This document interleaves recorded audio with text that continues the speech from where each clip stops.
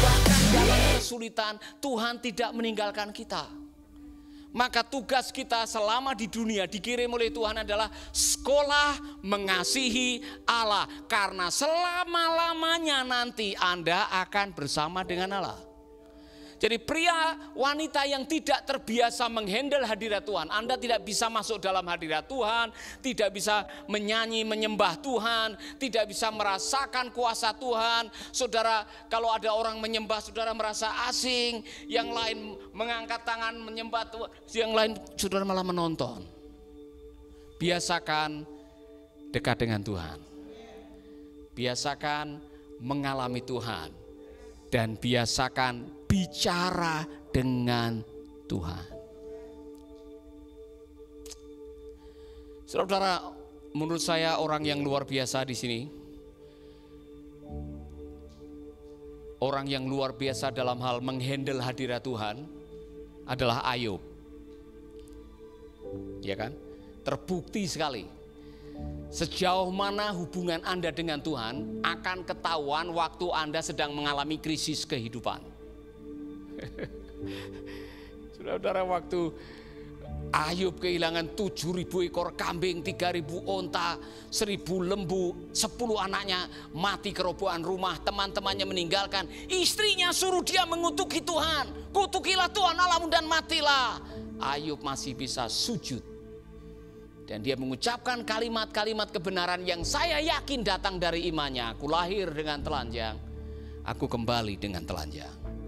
Tuhan yang memberi, Tuhan yang mengambil. Kemudian dia nyanyi, Bless the Lord, oh my soul, oh my soul. Amin. Bisakah saudara mengasihi Allah di dalam kehidupan, dalam tekanan, dalam tantangan, dalam pencobaan? Saudara datang dan bersujud dan mengatakan, semua baik, sungguh teramat baik. Bisakah dalam situasi Anda banyak permusuhan, kehilangan pekerjaan, ditinggalkan orang-orang yang Anda selama ini mengasihinya, Anda masih bisa mengangkat tangan dan mengatakan, Allah mengerti. Bisa? Bagaimana dengan Horatio Spafford, seorang pengusaha dari Chicago yang kehilangan kekayaannya karena semua pabriknya terbakar. Gara-gara pabriknya terbakar, kehilangan harta, istrinya stres.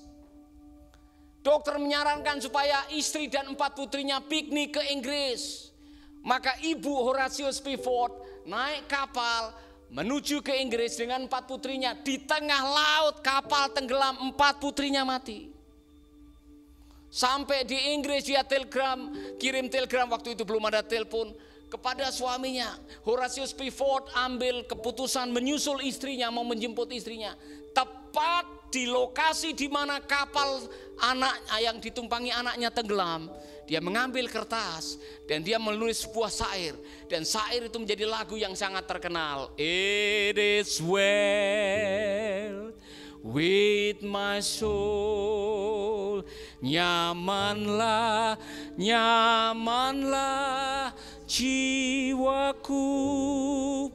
Saudara, dalam situasi kehilangan 4 anak, semua pabriknya terbakar ludes, ada orang yang masih bisa mengatakan, it is well with my soul. Hanya orang yang terbiasa dekat dengan Allah. Oh saudara, maka bangun pagi sebelum Anda mengucapkan dan melakukan apa-apa, waktu Anda buka mata katakan, Tuhan, Engkau baik. Bapa, Engkau sungguh baik.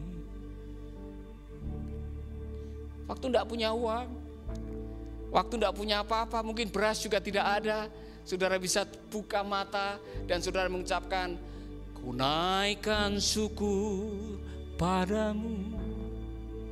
Saudara, dalam situasi Anda sedang diizinkan menghadapi saat-saat yang paling negatif. Ketika Anda masih bisa menghandle hadirat Tuhan, semua bisa ditenangkan. Maka jangan pernah dalam hidup saudara menjauh dari Tuhan. Amin. Saya sudah belajar, saudara. Saya belajar dalam situasi apapun, bahkan dalam keadaan terpuruk, dalam keadaan engkau menghadapi masalah yang paling berat, jangan pernah meninggalkan Tuhan, karena Tuhan tidak pernah meninggalkan saudara. Otak kita saja yang kadang-kadang mengatakan waktu kita menghadapi masalah, kita memulai mempertanyakan, di manakah engkau Tuhan? Kita membuat kesimpulan kalau kita menghadapi masalah, Tuhan meninggalkan kita. Tidak ada kamusnya di situ. Karena Dia berjanji, aku menyertai kamu sampai kesudahan zaman. Allah ingin menyertai kita karena Allah desperate.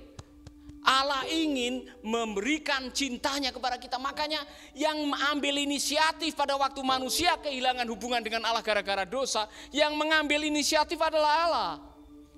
Dia yang turun, Dia yang cari. Adam, di manakah kau? Adam tidak pernah mencari Allah, dia lari. Tapi karena Allah tahu engkau diciptakan sungguh amat baik dan kau berhak menerima kasih karunia-Nya. Saudara, ini luar biasa kebenaran. Maka tugas utama saudara selama sekolah di dunia ini adalah sekolah mengasihi Allah. Amin. Saudara mengasihi Allah. Haleluya. Bagaimana Anda tahu bahwa saya mengasihi Allah? Kata Injil Yohanes apa coba? Bagaimana saudara tahu bahwa saya mengasihi Allah? Bagaimana menurut Yohanes? Tinggal di dalam bukti yang paling utama bahwa Anda mengasihi Allah, Anda melakukan perintahnya, Anda melakukan firman-Nya, kata Yohanes. Saudara, dan pada waktu Anda melakukan kebenaran firman-Nya, hidupmu menghasilkan buah dan semua orang tahu bahwa kamu adalah murid-murid-Nya. Saya seperti dapat pewahyuan. Yesus adalah model manusia yang dekat dengan Bapaknya, dan kita akan menjadikan Yesus sebagai model. Untuk itulah Dia datang ke dalam dunia, untuk jadi model bagaimana kita terhubung dengan Allah-Nya. Ketika ada masalah, Dia menggunakan kata apa? Bapa. Dia datang kepada Bapaknya. Dia punya hubungan yang baik karena Dia ngomong, pekerjaan yang aku lakukan adalah pekerjaan Bapakku. Maka dalam waktu-waktu sunyi Dia akan menyendiri berjumpa dengan Bapa. Dia bicara dengan Bapa.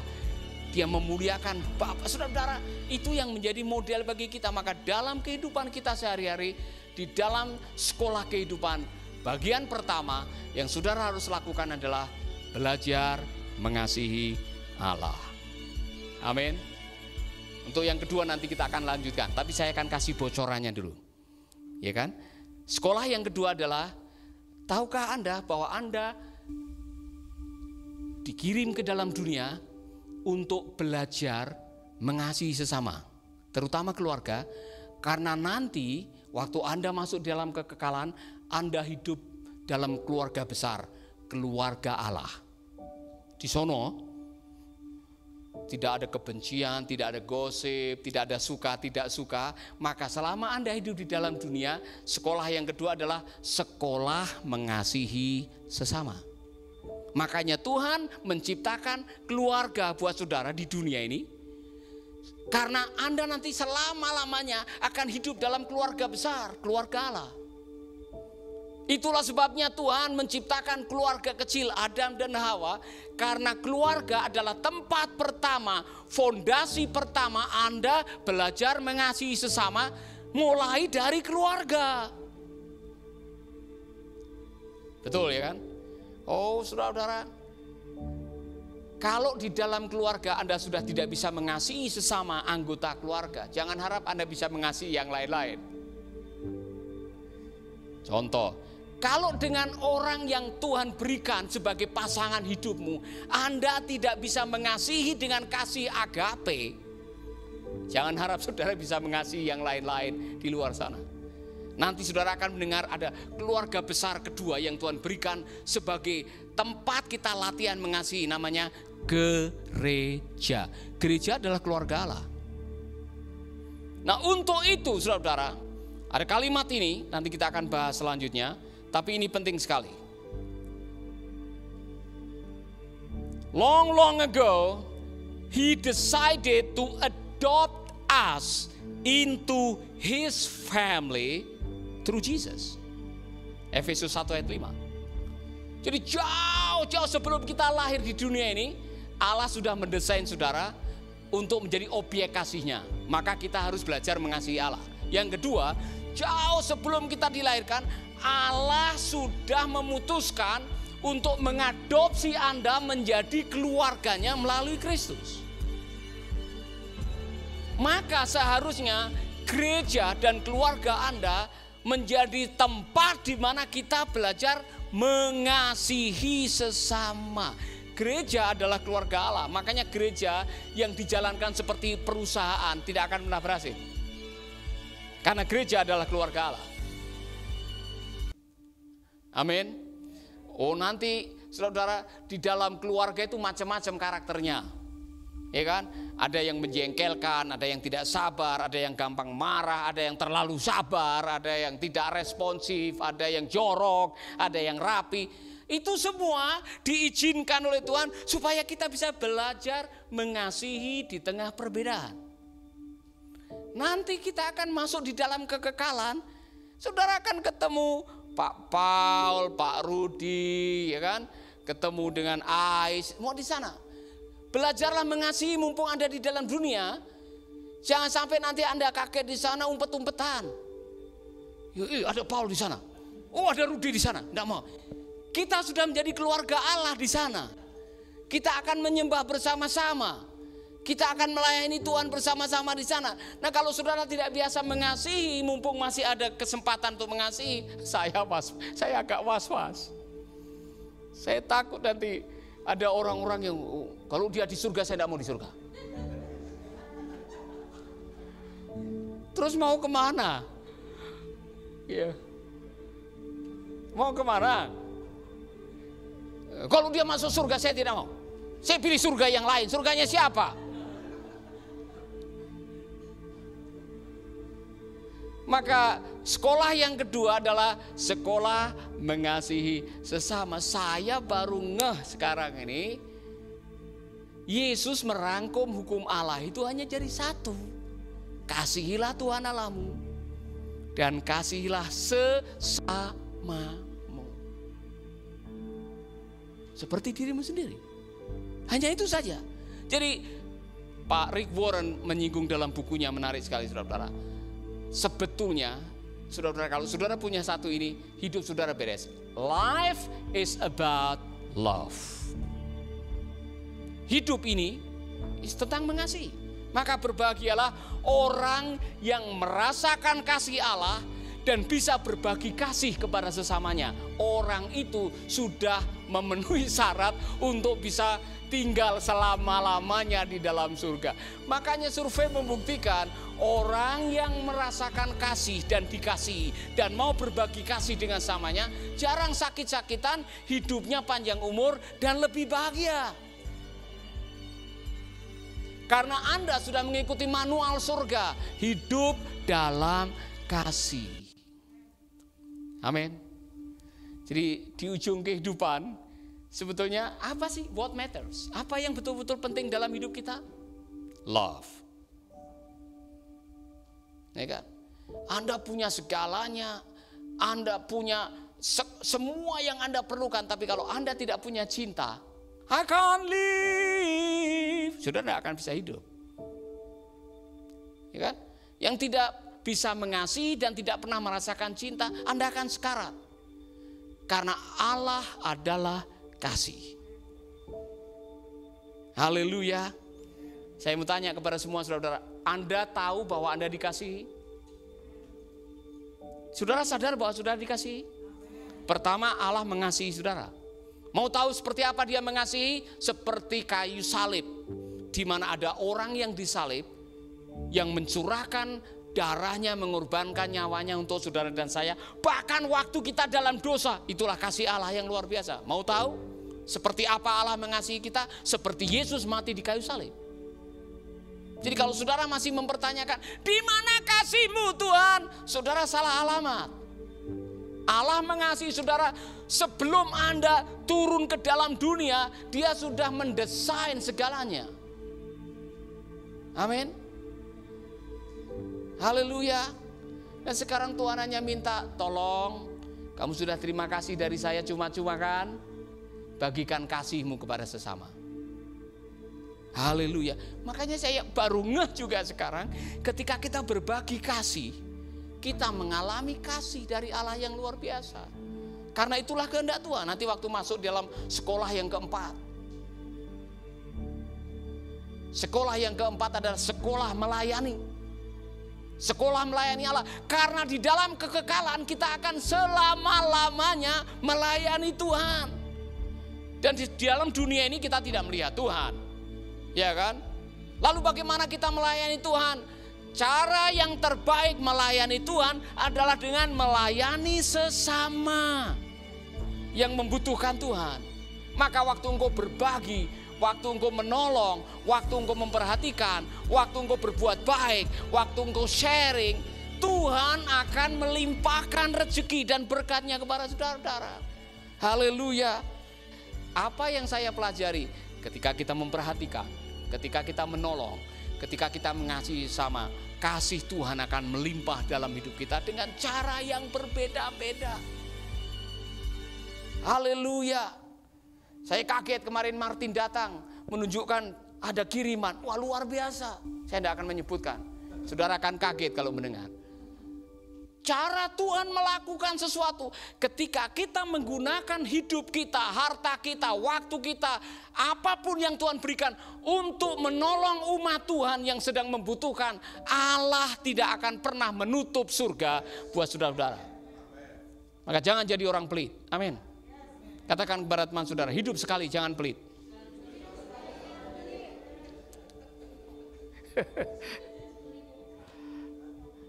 Amin saudara. Nah, poin yang kedua, sekolah yang kedua nanti kita lanjutkan hari Jumat. Jadi ada 4 seri ini. Sekolah kehidupan yang sangat penting sekali. Saya mau menutup dengan ini. Kalau saya minta saudara membuat grading, skor, saya dekat sekali dengan Tuhan. Nah, saya biasa-biasa aja. Saya agak jauh, atau saya sudah jauh terhilang. Di mana Anda sekarang? Tes baik-baik. Dapatkah Anda dalam segala keadaan tiba-tiba berucap, engkau baik. Kemudian engkau merasakan hadirat Tuhan. Tiba-tiba engkau meneteskan air mata waktu mengatakan, semua baik. Dapatkah Anda menyembah Tuhan dalam situasi yang susah? Dapatkah Anda menghandle hadiratnya waktu Anda sedang menghandle banyak persoalan? Dapatkah Anda mengucapkan kata-kata Tuhan atau Bapa, engkau sungguh baik dalam situasi yang tidak baik? Itu tes yang paling baik buat kita. Kalau saudara sedang mengatakan, Pak, saya mau kembali kepada Tuhan. Saudara, tangannya selalu terbuka. Yang membuat penghalang antara engkau dengan Tuhan bukan setan. Dengar baik-baik. Yang membuat penghalang antara engkau dengan Tuhan sehingga engkau tidak bisa menikmati hadirat Tuhan adalah hatimu, pikiranmu, dan dosa yang kau sembunyikan di dalam hatimu. Maka bereskan hidupmu, datanglah kepadanya, nikmati hadiratnya, punya hubungan yang baik. Apabila kamu tinggal di dalam aku dan firmanku tinggal di dalam kamu, minta apa saja. Mari kita berdoa. Tuhan, kami mengucap syukur, engkau baik, engkau sungguh baik. Terima kasih untuk kebenaran firman-Mu ya Bapa. Terima kasih Roh Kudus. Bapa kami di dalam surga, Kami berterima kasih untuk semua sahabat kami yang menonton video ini, yang menyadari bahwa kami sudah jauh dari Tuhan. Kami melakukan hal-hal yang keji di mata Tuhan. Kami bahkan mengotori hidup kami dengan hal yang berdosa di hadapan Tuhan. Ampuni kami, sucikan hati kami, maafkan kami ya Bapa, dan kami mau datang kepadamu. Kami mau menerima percikan darah Yesus dan dilahirkan baru di dalam keluarga Allah. Dan kami mau menikmati keistimewaan hubungan bersama dengan Allah. Sembuhkan rohani kami, sembuhkan jiwa kami, sembuhkan tubuh kami. Terima kasih Bapa. Terima kasih untuk hadirat-Mu. Kami rindu agar firman-Mu menjadi pewahyuan. Di dalam nama Yesus kami berdoa. Amin, amin, amin.